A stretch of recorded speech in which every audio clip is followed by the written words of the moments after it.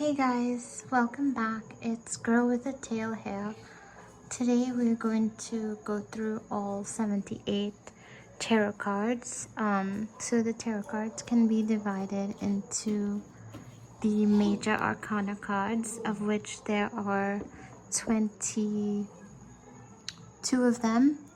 And then the minor arcana cards, there are 56 of them, dividing into 4 suits, 13 in each suit, kind of like playing cards. So you have Pentacles, that's one of the suits, Swords, another suit, Wands, and Cups. So we'll go through each of these 4, but we're going to start with the major arcana cards. So labeled 0, we have the Fool. The Fool is all about blissful ignorance. It's a very lucky card. It's a successful card to pull. It basically means folly, mania, extravagance, delirium, just blissful ignorance. Mostly a positive card. And so you see it's 0 here.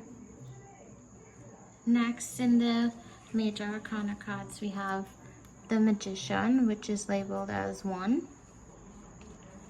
So the Magician in the deck represents skill, diplomacy. It can also represent self-confidence or a strong will. It can represent loss depending on which cards it's drawn with, but overall this too is a positive card. Next we have the High Priestess, which goes along with the Magician. This is the female to the Magician. She represents secrets and mystery. Usually she indicates that the future is yet to be revealed. She can also represent wisdom and science, just like the Magician can literally represent magic.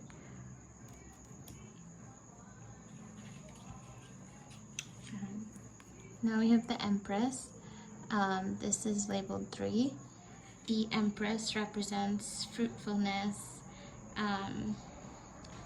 taking action. She is usually a positive card. She goes along with the Emperor. Usually she signifies that whatever endeavor you're undertaking may be fruitful. She can also represent the unknown.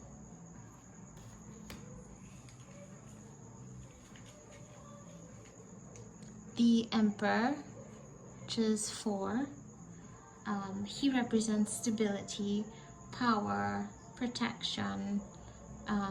He can also represent aid coming your way.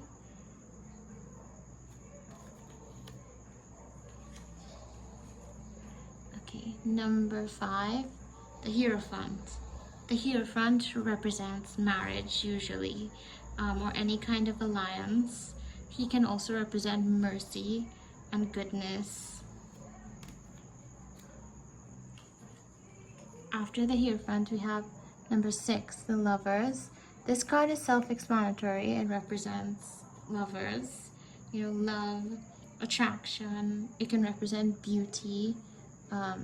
Very positive card, especially for a love reading. It can be soulmates.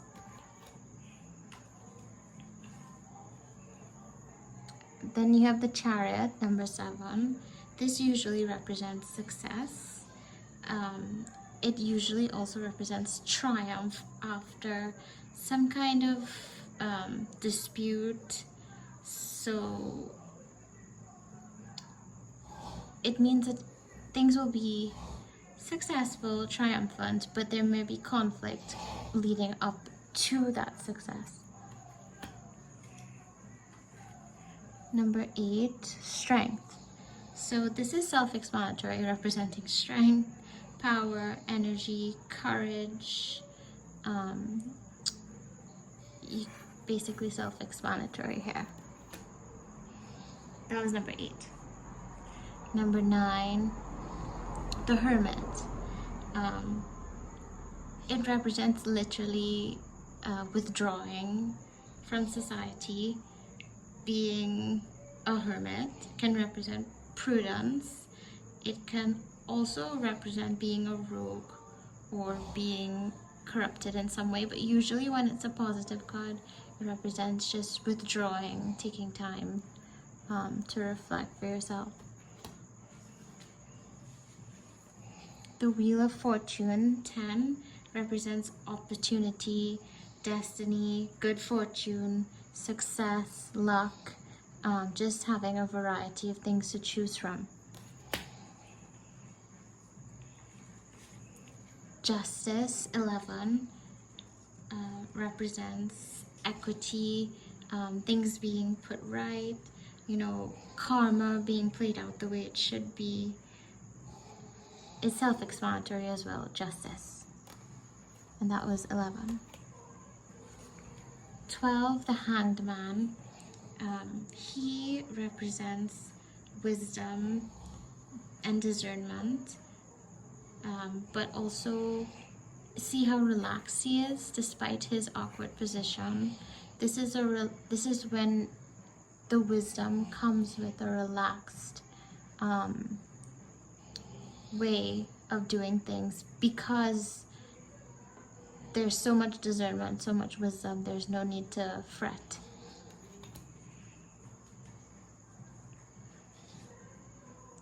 Number 13, Death, one of the cards people usually fear getting. It can mean an end to anything, not necessarily literal death. It just means an end, and with every end comes a new beginning.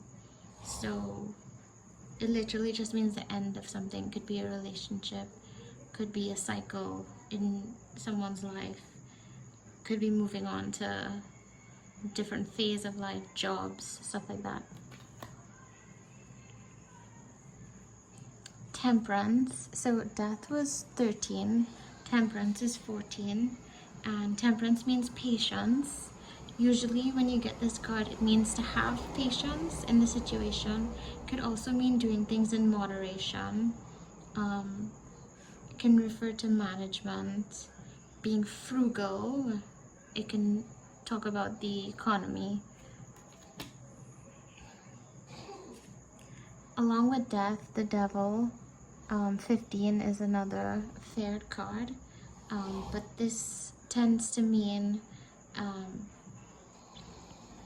something is kind of holding you back. You see how the two people are shackled? It can also mean playfulness. It can mean like hedonistic ways. Can mean violence. It can mean things along that line.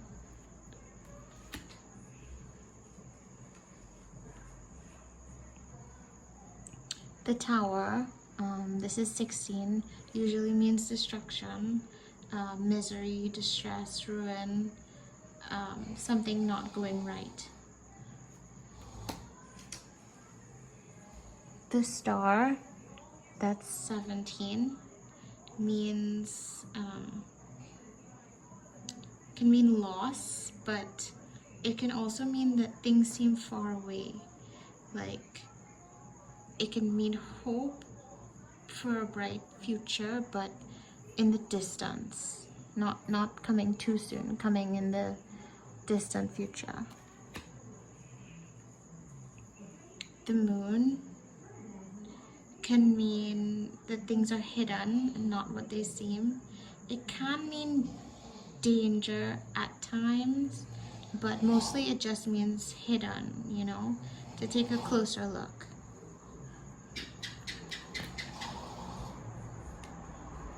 The Sun, a very successful card, number 19. It means happiness, especially materially, like fortune, wealth. It could also mean You're going to have a fortunate marriage, contentment, good things. It always means good things. 20, judgment is self-explanatory. It usually means this is the outcome of the situation, like justice will be served. It kind of reminds me of the Judgment card, but it can also mean renewal or a change of position. Okay, the World, the number 21. Sometimes this is considered the last major Arcana card. Sometimes people put 0, which is the Fool, last, but I put 0, which is the Fool, first. So the World means assured success. It can indicate voyage, travel, flight, a change of place. It's a positive card, a card of action and movement. Now, let's do the Wands.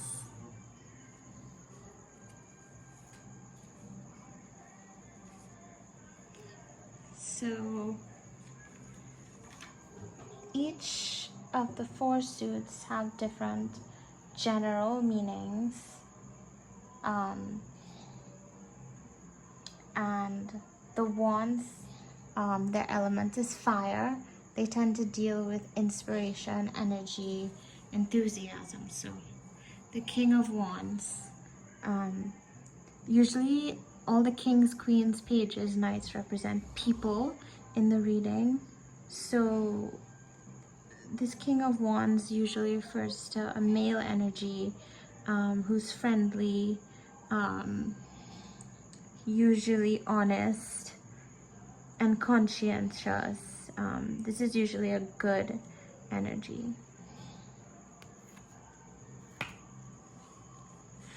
The Queen of Wands represents a female energy in the reading usually. She also friendly, honorable. She can also be a lover of money. The Queen of Wands is very similar to the King of Wands in personality.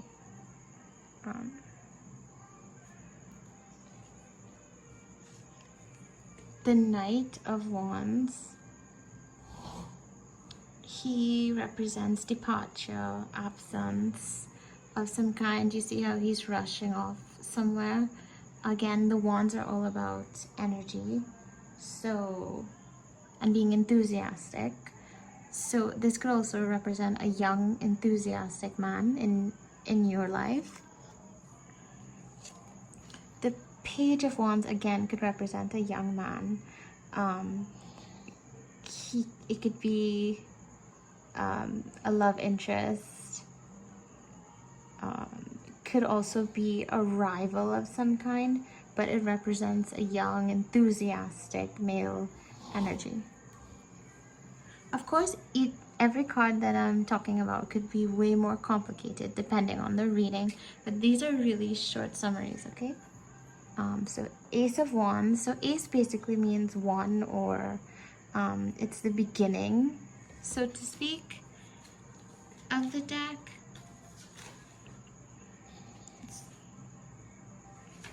So the Ace of Wands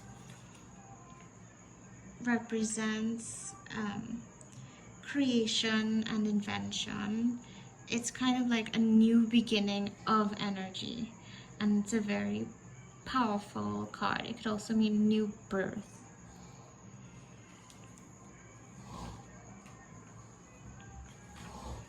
Next, we have the Two of Wands, which all the twos tend to represent balance, whereas all the ones represent new beginnings. So, or the aces. Well, so all the twos, this Two of Wands would represent a balance of energies, because 2 is balance and wands are energy or enthusiasm.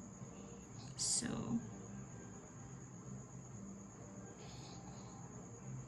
It also represents looking at like two sides of something.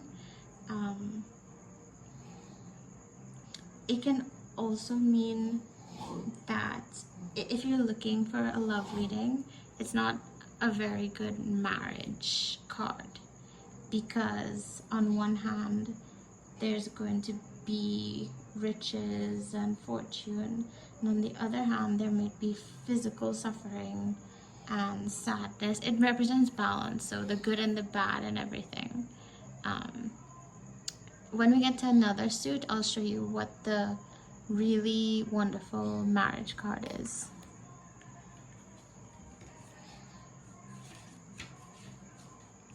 So the Three of Wands,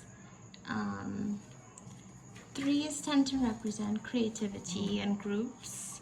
So the Three of Wands represents strength and enterprise. You see how he's kind of setting forth on a goal. It can represent trade and discovery and commerce, stuff like that. Now fours tend to represent stability. So the Four of Wands is a good marriage card. Not the one, I would say, but it represents like country life, prosperity, harmony. You see how there's like, I believe, a couple in the back there and they're celebrating. Four is very stable card. Then the Five of Wands represents fighting, basically, you know. It can also represent a struggle of some kind between people. This can be a struggle or a competition after money or some kind of gain. So sixes represent usually harmony, whereas the fives that came before them represent conflict. So the Six of Wands represents a victory of some kind. So you see this victor is returning home. He's triumphant. Now he can rest for a bit. So this is kind of like a victory card. The Seven of Wands, sevens tend to represent knowledge, and this Seven of Wands, it's a card of valor. It represents something being worthy of strife. So whatever you're working hard towards, it will be worth it. The Eight of Wands, eights tend to represent mastery of something. The Eight of Wands tends to represent everything, all the opportunities coming at you all at once. It represents activity in your undertakings. Okay, so the Nine of Wands, nines tend to represent attainment. So you can see he's worked very hard, so he's attained certain things. It signifies strength in opposition. So even though there's a lot to do, he's done a lot and will continue to do a lot. The Ten of Wands represents strain. Tens usually represent completion, the end of a cycle. You see how in the Nine of Wands he was still working, and now in the Ten of Wands he's finished working, but he is under strain because he's done a lot. So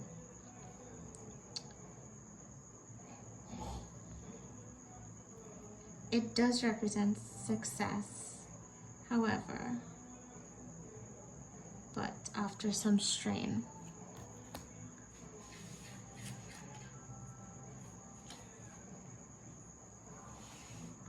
So next, let's go on to the Cups. So the King of Cups. So the Cups are water element, and they represent emotions and creativity and relationships. So the King of Cups tends to represent a man who is all about law or divinity. He's responsible. He loves art and science. He's creative. The Queen of Cups, similarly, she's creative, she's honest, she is loving, she loves intelligence, science, success, she's wise. She's basically the queen to this king, you know, art and creativity. The cups are all about creativity and loving relationships. So the Knight of Cups, he's graceful, not like the other knight. He's not charging into war. In terms of a love reading, this would be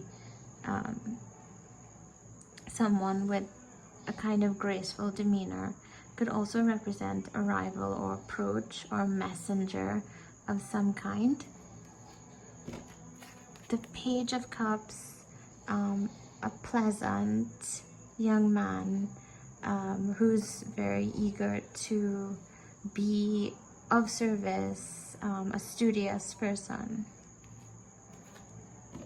Ace of Cups, again, new beginnings, and cups means emotion, so this is like a new beginning emotionally.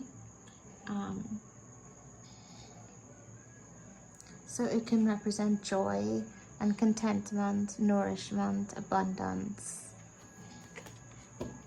The Two of Cups, so this is the card I was telling you about. This is a wonderful marriage card, especially if it's pulled with the Lovers from the Major Arcana. So the Two of Cups represents a wonderful bond, love, passion, friendship, union. The Three of Cups represents festivity, can represent merriment, happiness, fulfillment. Okay, so the Four of Cups represents being wary of something. It can represent disgust. You see how he's kind of refusing the cup. This is more of a negative card. The Five of Cups represents despair. So it's loss of some kind. But notice that there's 3 cups that are spilled that he's upset over, and there's 2 cups that have not been spilled. So this card reminds us that even in despair, there are still things to be thankful for that we sometimes forget about. The Six of Cups represents happiness. You can just tell that by looking at it. And the 6th cup is being handed from a boy to a girl with flowers inside as a gift. This is a beautiful card. Happiness, enjoyment, reflecting on childhood. A good card for like marriage and relationships as well. 7 of Cups represents temptation. You see there's all kinds of different things to choose from. It can also represent imagination, because you see how he's seeing many different things there. The 8 of Cups represents honor and modesty. It can also represent being timid. This is more of a somber card.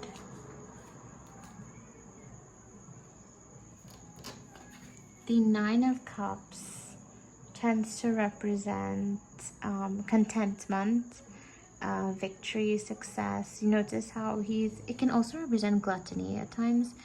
He's content because he has all his cups lined up. The 10 of Cups represents bliss. Another great marriage card. You see there's a family there, boy, girl, wife, father. It represents just completion in terms of emotional fulfillment.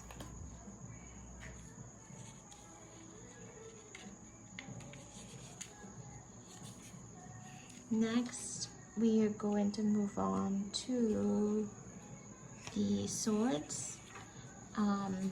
Swords, here are the swords, and they tend to represent air. They also represent communication, truth, intellect, and thoughts. So the King of Swords represents usually a male energy, powerful, commanding, authoritative, kind of enforces what he stands for. The Queen of Swords also similar to the King, authoritative, demanding. It can also represent being a widow. It can represent absence of something, mourning, or separation. The Knight of Swords, here he's charging forth. This is a fast knight. It represents skill, bravery, defense, wrath, opposition. It could also just be a very go-getter type of young man. The Page of Swords, a younger energy, represents vigilance, can represent spying, overseeing, authority. The Ace of Swords, aces are always beginnings. So with this Ace of Swords, you have like a new beginning when it comes to a new endeavor. So it could represent triumph in something new, but by a lot of force used. So the Two of Swords represents being a bit unsure of which way to go. See, this person's blindfolded and there's two options. It can also represent courage. It can represent intimacy. It can represent conforming. So it can represent a lot of different things. The Three of Swords is usually thought of as the cheating card, meaning that there's a third party affecting a relationship between two people. But it doesn't always have to be the cheating card, but it does represent absence, removal, division of some kind, rupture of some kind. Usually it's a negative card emotionally. The Four of Cards can represent contemplation, vigilance, retreat, solitude. Notice how he's just there thinking and pondering about things. The Five of Swords represents calamity. See how they were fighting. So it can also mean destruction, which is similar to calamity, degradation, dishonor, loss, or infamy. The Six of Swords tends to represent a journey that must be made very quickly. It seems like they're almost stealing away as fast as they can. They need to get away from something. The Seven of Swords can represent a quarrel of some kind. Notice how he's sneaking away. He's stealing the swords. It can also represent a plan that's going to fail, annoyance of some kind, sneakiness. The Eight of Swords represents some kind of bad news or crisis, conflict. It can represent sickness, but it can also represent self-imposed limitations. She's blindfolded, but no one's really there. She's just kind of remaining tied when she may not necessarily have to. No one's there guarding her. The Nine of Swords represents despair. It can also represent failure, delay, deception, or disappointment. The Ten of Swords represents defeat, pain, sadness, desolation. The swords are kind of a difficult suit. There's not that many positive ones in the swords. So next we have the Pentacles, which is quite different. The Pentacles are earth, and they represent material wealth, money, career, and manifestation. So first one, King of Pentacles. He is usually a very rich man. He's brave, intelligent, sometimes good at math, therefore good at making money. So this is a rich male energy. Queen of Pentacles, same thing, a prosperous female energy, opulence, generosity, magnificence. Knight of Pentacles, again, this is a slower moving knight, can represent utility, being serviceable to others, interest, being responsible. Again, can be a rich, younger man.